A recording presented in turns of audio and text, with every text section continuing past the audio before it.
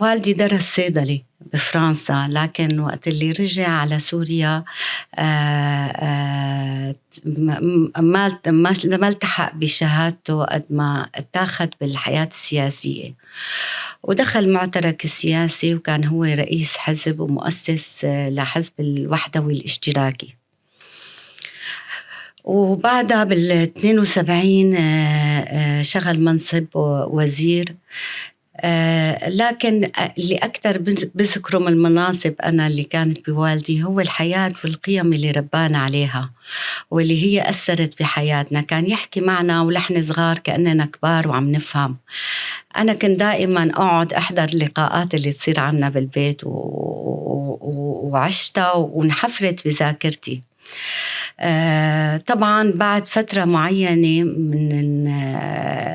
من المعترك السياسي اللي خاضه والدي، بلش يحس بآخر السبعينيات 78 79 إنه مسار السياسي والقيم والمبادئ اللي هو كان مآمن فيها وعم بيحارب، وحياته كلها كانت هي المحور اللي كان عايش عليه.